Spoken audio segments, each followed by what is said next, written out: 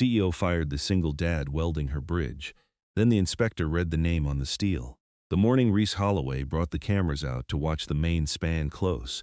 The new bridge reached most of the way across the river in two great arms of steel, and 300 feet up on the deck, where the wind never stopped, a day labor welder named Rafael Mendez set down his stinger, flipped up his hood, and refused to make the weld they were telling him to make. He was 45, of medium height but built thick and solid through the chest and arms the way men get who have spent 30 years holding heavy things steady. With warm bronze skin, black hair buzzed close and going gray at the temples, and a heavy black and gray mustache over a wide, calm mouth. He had dark brown eyes, deep crow's feet from a life of squinting into arc light, a faded blue tattoo of an anchor gone soft on one forearm, and shiny old spatterburns scattered up both wrists. He wore scarred leather welding sleeves over a flame-resistant jacket, a hood pushed back on his head, and on his left hand, under a stiff welding glove, a plain wedding band he had not taken off in the 3 years since Elena died. He had been on the bridge crew 9 weeks as general labor and fill welding, and he did the work the way he did everything now, without hurry and without complaint, and he never once told anyone that there had been a time when his stamp on a weld was the only signature a state. Bridge inspector needed to call a thing safe. The joint in front of him was wrong, the fit-up was sloppy, the gap too wide, the bevel cold, and worse than that, it was a critical weld, a tension member that the whole span would hang its life on. And the man telling Raphael to burn it in and move on was the project superintendent, who was 3 days from a completion bonus and did not want to hear about fit-up. "I'm not laying a structural weld over that gap," Raphael said, quiet the way he said most things. "It won't pass a real inspection, and it shouldn't. You need to back the joint out and refit it. I'll help you do it right, but I'm not burning a lie into a bridge people are going to drive their kids across." That was the moment Reese Holloway came up the deck with the investors and the county officials, and a woman from the newspaper. She was 38 and ran Holloway Infrastructure, which her family had built over 2 generations into the company that put up the bridges and interchanges half the state drove on, and this span was the one with her own name in the papers, 3 days from a closure ceremony with a senator. Invited. She came around the man lift to find a day laborer in welding leathers holding up her critical path in front of the only cameras that mattered. "What is the holdup?" she said. "The superintendent got there first." "Insubordination," he said smoothly. "This one thinks he runs the project, won't follow the weld sequence, wants to tear out finished joints. We're 3 days out, Miss Holloway. I've got real welders who'll burn it in today." Raphael looked at her and he kept his voice level. "Ma'am, that's a tension joint with a bad fit-up. If it goes in like that and the span loads up, you don't get a crack you can find. You get one you can't, until the day you do. Back it out, refit it, and I'll weld it myself for free. But I won't sign my work over a gap like that, and you shouldn't let anybody sign it." Reese had 300 feet of wind, a senator coming, a superintendent she trusted, and a laborer in a welding hood telling her, in front of the press, that her bridge was being built wrong. And the only thing 2 generations of Holloways had ever agreed on was that you never let the crew see you blink. "Get him off my bridge," she said. Today, pull his Raphael did not argue. He looked at her 1 second longer than a laborer was supposed to, not angry, only steady, the way a man looks at weather he has already decided to walk through, and then he coiled his leads and shouldered his rig and rode the man lift down, and in the cab of his old truck in the gravel lot, clipped to the visor, was a folded sheet of construction paper with a child's drawing on it, a house and a sun and 2 stick figures holding hands, and none of them saw it, and he did not show them. He drove home to the small rented house on the south side of the river, where the streets ran out into reeds and chain link. Nina was on the porch with a library book across her knees and her sneakers not quite reaching the boards. She was 8, dark-haired, with her mother's habit of going very still when she was thinking. "You're home early," she said. "Lost a job." Nina considered this with great seriousness. "Was it your fault?" "No, Mija," he said. "I told the truth and they didn't want it. That's a thing that happens." She nodded, because her father had told her before that the truth was free to say and sometimes expensive to have said, and that you paid it anyway, and she filed this away as one more time he had been proven right. He made dinner, rice and beans and the last of the good peppers, and they ate at the table with the television off, the way they had eaten since Elena got sick. Afterward, Nina drew at the kitchen table while he washed the 2 plates, and when she went up, she left the new drawing on the counter for him to find. A man, a girl, and in the corner, smaller, a woman with long dark hair, drawn off to one side, watching. He set it in the drawer with the others and turned off the light. What he did not do that night, and had not done in 3 years, was open the gray steel toolbox on the top shelf of the hall closet, behind the towels where the rest of his life was. A certified welding inspector's credential, a leather case of stamps, the steel dies he had once pressed into 1,000 joints, his number, his name. A photograph of Elena on a catwalk high over a different river, hard hat tipped back, laughing. He knew exactly what was in the box. He had not been able to put it where he would see it every day, and he had not been able to throw it in the river it half belonged to. So it lived on the top shelf in the dark, the way some griefs do, where you know exactly where it is and you do not reach for it.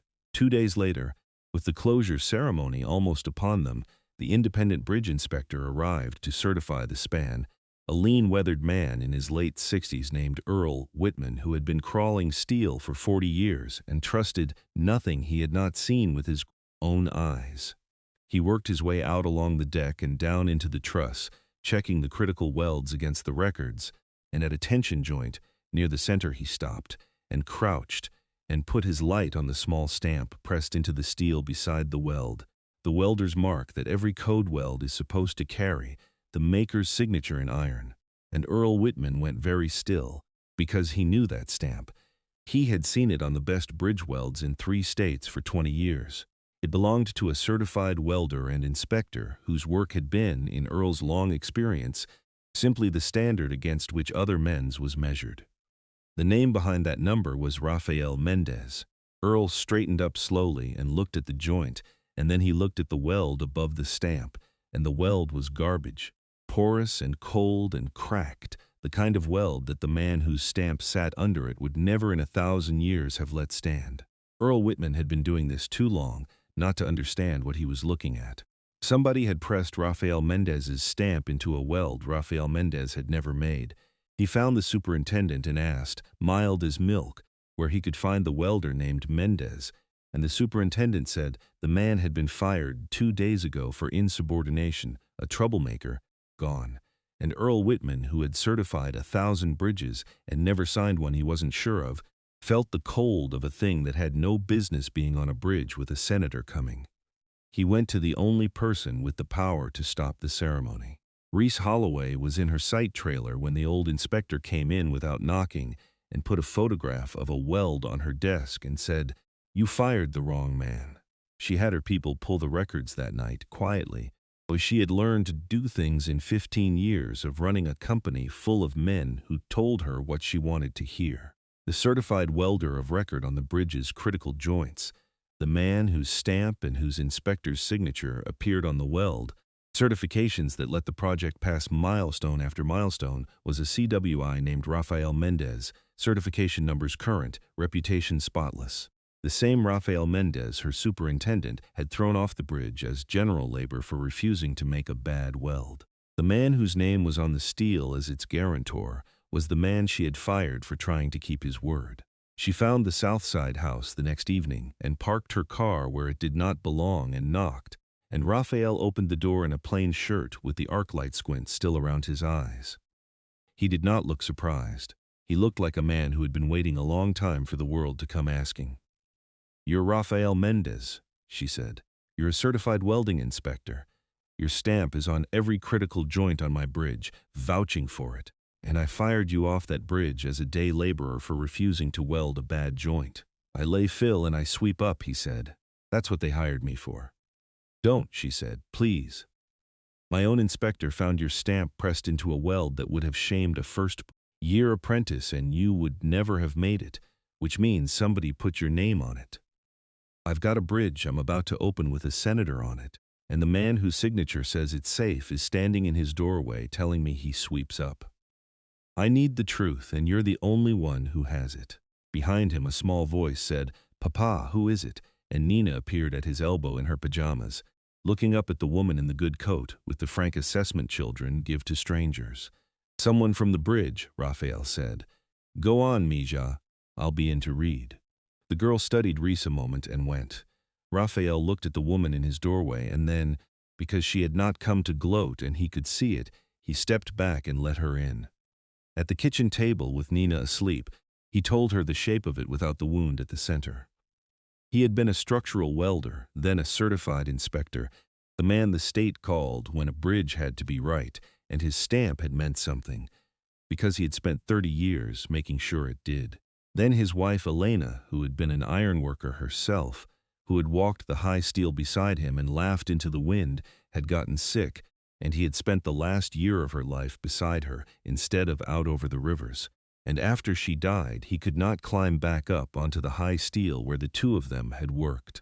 So he had let his inspectors practice lapse and put his stamps in a box, and he had taken day labor welding wherever it was, 10 minutes from his daughter's school, where no one would ask him to put his name on whether a thing was safe.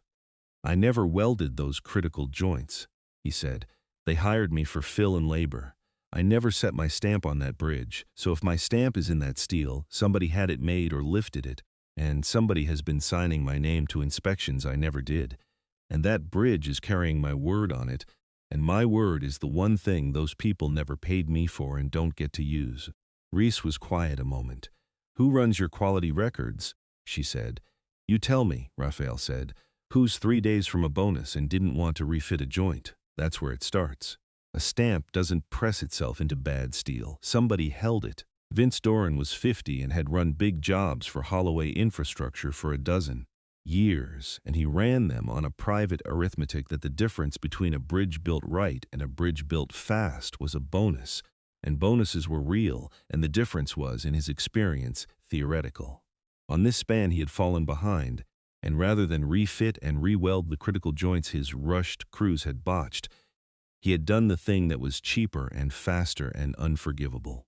He had bought day labor welders who would burn in whatever he told them, and then, because critical welds had to be certified by a credentialed inspector and signed off under a real stamp, he had solved the problem the way he solved most problems.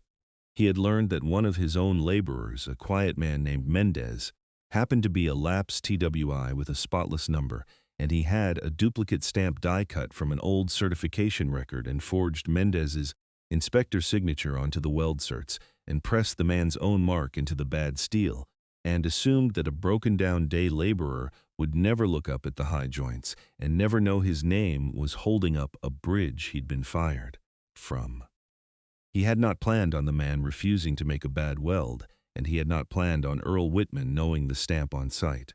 Reese asked Earl Whitman whether the real condition of the welds could still be proven, and Earl, who trusted nothing he had not seen, had already pulled the project's own radiographs, the X-ray films of the critical joints, and a quality technician on the crew who had been sick about it for weeks slipped him the originals before Doran's office could lose them.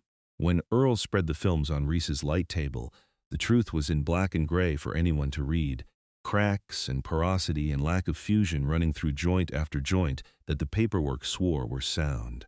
Clipped to the films, something the technician had added, a printout of an email from Vince Doran's account to a labor broker. One line. "Stamp the criticals under the certified guy's number. Nobody inspects that close on a closure. Push the ceremony." Reese held the page and felt the floor of her own bridge tilt under her, 300 feet over a river, with a senator coming. She went back to the Southside house on a Thursday, and this time Nina opened the door first and looked up and said, "You're the lady who fired my papa," because children repeat the parts adults wish they wouldn't. Raphael came out of the kitchen drying his hands, and Reese laid the radiographs and the forged certs and the email on his table, and he understood at once. He read it slowly. The load-bearing part first, the way he read anything that mattered. When he held the films up to the kitchen light and saw the cracks running through joints that carried his stamp, he set his hand flat on the table and held it there, and his knuckles went white. And then the breath went out of him, and his hand opened again, deliberate, the way of a man who had decided a long time ago not to make a fist in front of his daughter. Then he looked at the inspector's signature on the certs, the one meant to be his, for a long moment. "That isn't my hand," he said quietly. "It's close, he got the Z wrong." "I crossed the Z in Mendez," my wife taught me, she said. "A welder's name should hold together like his welds. This one's lazy, open, it'd come apart under any load at all." He almost smiled, and it did not reach anywhere. He pressed my stamp into a cracked weld. "You understand what that is to a man like me." That stamp was 30 years of never once signing a thing I wasn't sure of. He took the one thing they couldn't fire me out of, and he put it on a lie that could kill a family. That's not forgery. That's grave robbing, and the grave is still walking around. Nina had crossed to Reese and held up a fresh drawing, the way she did with people she had decided about. 3 figures now, a man, a girl, and a woman with dark hair, holding hands under a yellow sun. Reese took it in both hands like it was something that might break. She had not been given anything for free in a very long time. Raphael watched his daughter, and then he watched the woman holding the drawing, and the hardness he carried loosened by one notch. "I came to give you the truth," Reese said. "I fired you for telling it, and you were the only one on that bridge keeping his word. You deserved to see what he did with your name." "You came because you can't sleep," Raphael said. "Because it's your name on the bridge too, on the side where the people see it. And you have to decide tonight whether it means the same thing as mine." He was not unkind about it. She did not answer, which was its own answer. "The closure ceremony is Friday," she said. "The senator, the county, every camera in the region, and they cut the ribbon and the first cars cross. Vince has it sequenced so the span loads up that afternoon. If those joints go under traffic," she stopped. She did not finish it. She did not have to. Raphael stood and folded the dish towel and set it on the counter. "Then we go Friday," he said, and she noticed that he had said we, and she did not remark on it because she had already learned that with him the important words came in small and you did not chase them. Vince Doran learned that the old inspector had pulled the radiographs from a clerk who owed him a favor, and he moved the way frightened, careful men move, smoothly. On Thursday, a man Raphael did not know was parked across from Nina's school at pickup with a phone held low. Earl Whitman called that evening to say a stranger had come to the testing lab asking who had copies of the closure films. Raphael took Nina to Elena's sister across the river and stood in the doorway and told her to lock everything and open for no one until he came back. Nina held his sleeve. "Are you in trouble, Papa?" she asked. "No, Misha," he said. "Somebody else is. I'm just the one who's going to say so." That night, for the first time in 3 years, he took the gray toolbox down from the closet shelf. He needed his real stamp and his credential, a true sample of his hand and his mark for the examiner. He lifted out the leather case of dies and the photograph of Elena laughing on the high catwalk, and he sat with the picture a while, and he did not cry. He had done that up where the wind could take it, but something clenched in him for 3 years, let go by 1 degree. He took out his own true stamp and pressed it into a scrap of soft steel from the junk drawer, his number, clean and tight the way he had pressed it 10,000 times, and laid it next to a photo of the forged one, and they were close, and they were not the same, the way a forged signature is close and not the same. Then he understood that a man had stolen the only thing he had carried out of his old life unbroken, his word in iron, and pressed it into something that could drop a span full of cars into a river, and that he was the only one alive who could read the steel and say whose mark was telling the truth. He left the box down off the shelf this time, where he could reach it, and found he did not mind it being there. The closure ceremony filled a platform at the bridge approach on Friday morning, bunting on the rails, a ribbon across the deck, 300 people in folding chairs, the senator, the county commission, the cameras, the first cars idling at the barricade. Vince Doran stood near the podium in a clean, hard hat that had never seen a day of real work, smiling the smile of a man who had counted the votes. Reese was meant to give the signal to cut the ribbon. She stepped to the microphone instead. "Before we open this bridge," she said, "I'd like to bring up the certified welding inspector whose name is stamped into its steel," and the crowd turned, and Raphael walked up onto the platform. He had traded the welding leathers for the one dark suit he owned, a little tight across the chest now, pressed that morning, and he carried the gray toolbox under one arm. He did not look at the senator. He found Earl Whitman standing at the rail in his inspector's vest and gave him the smallest nod, and the old man touched the brim of his hard hat. And then Raphael set the toolbox on the podium and opened it and took out his stamp. "My name is Rafael Mendez," he said. "I'm a certified welding inspector. For 30 years, my stamp pressed into a weld meant a thing was safe, because I never once let it mean anything else." He let it sit. "2 days ago, I was fired off this bridge as a day laborer for refusing to make a bad weld. And while I was gone, somebody pressed my stamp into the worst welds on this span and forged my signature onto the papers that say it's sound. I never welded those joints. I never signed those certs. That is not my mark on that steel, no matter how close they cut the die." The screen behind him changed.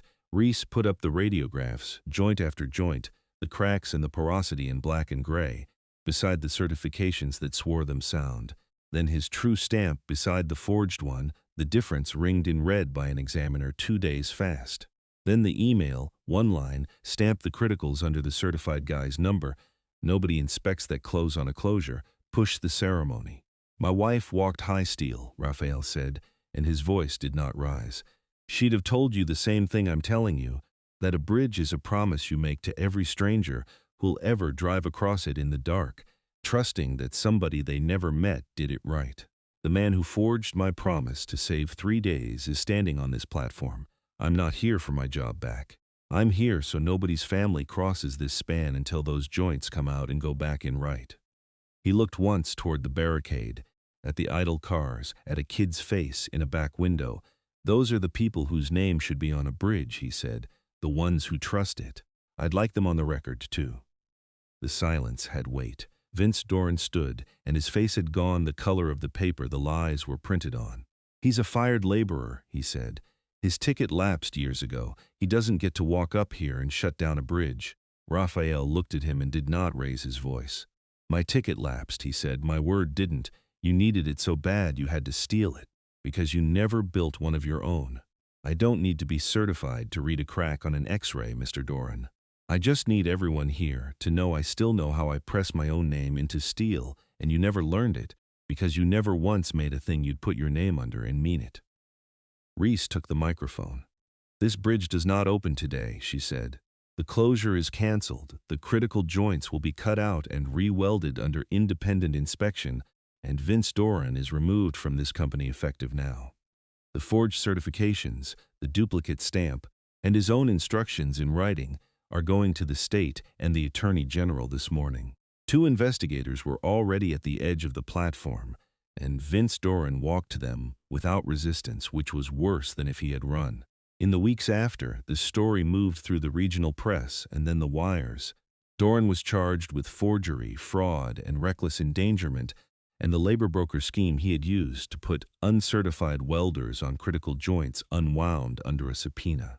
2 of Holloway's executives who had pushed the schedule resigned.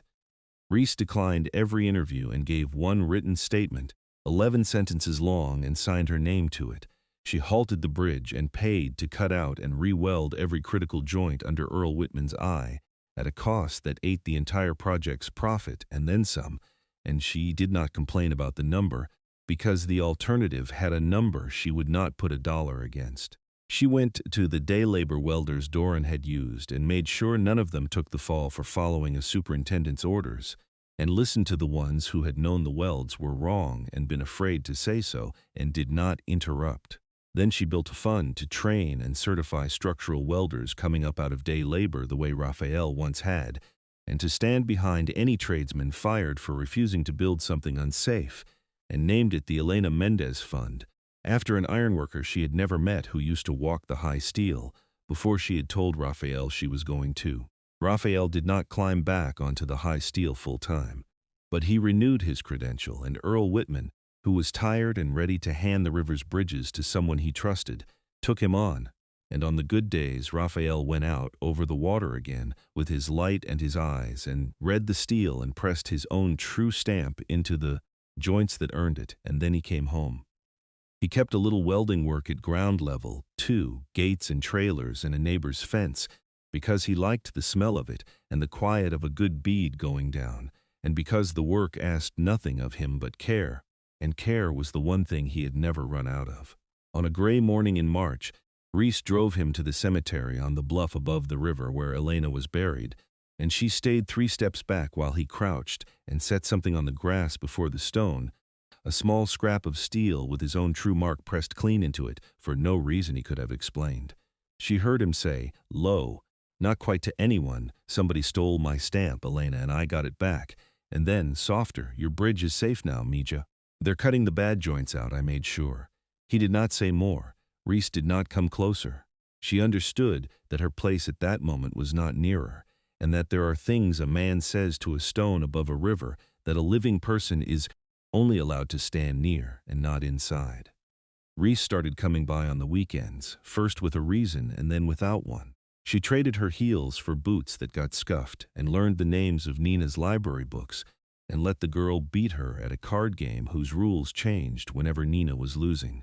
One evening she watched Raphael teach Nina to lay a little practice bead on a scrap of plate, his big scarred hands over the girl's small ones on the stinger, slow, no-wasted motion, the same care she had seen him refuse to spend on a bad joint, steady hand, watch the puddle, don't run ahead of it. A good weld is just patience, you can see. Nina laid a wobbly little bead and looked up at him with the pride of a child trusted with a real thing. And Reese, watching from the doorway with a cup of coffee going cold in her hand, understood that this was the whole of him, that the inspector and the day laborer and the father were one quiet man all the way down, and that she had looked at him on a windy deck and seen only a delay. On a clear Saturday in spring, the three of them drove out to watch the re-welded span open at last, no senator this time, just a quiet morning, and the first cars rolling across joints. Raphael had inspected himself, and Nina pressed her face to the window to watch the river go by underneath, and Raphael was very still, and Reese put her hand near his on the seat, not on it, near it. Nina asked from the back, "Are you going to stay with us forever?" The way children ask the questions adults are too careful to, and Reese glanced at Raphael, who had turned from the river to look at her, and she said, "I'm thinking about it." That evening at the house, with Nina sent to find the good pliers in the junk drawer, Raphael turned to Reese in the kitchen that smelled of coffee and cut steel and supper. "You don't have to promise a child something you haven't promised yourself," he said. "I'm promising both of them," Reese said, at the same time. He looked at her for a long moment, this man she had thrown off a bridge for keeping his word, who had somehow let her back in anyway. Then he raised his hand and tucked a loose strand of hair behind her ear with the back of one scarred knuckle. The first time he had touched her in all the weeks she had been coming. She did not pull back, he did not move closer. It was a moment, no more, but it was long enough for both of them to know it had finally arrived. Nina came back with the wrong pliers entirely and slipped one hand into her father's and one into Reese's, and tugged them toward the back step to look at the first stars, the way she did, as if this had always been the arrangement and she had only been waiting for the grown-ups to catch up. By summer, Raphael had his credential framed on the wall again, and Nina had her own tiny pair of welding glasses on a hook by the garage, and the photograph of the woman laughing on the high catwalk sat where he could see it while he worked. Reese let most of the old life go, the ribbons, the rankings, the rooms where a bridge was only a contract, and she found by the third month that she did not miss any of it. A man had been fired off a bridge for refusing to lie about a weld on a span that carried his stolen name as its only promise of safety. Some people put their name on a thing where the whole county can see it, painted on the side, cut on a ribbon. Others press it small into the steel where no one ever looks, a promise to a stranger they'll never meet, and you only learn what that mark was worth when an old inspector kneels down in the wind and reads it.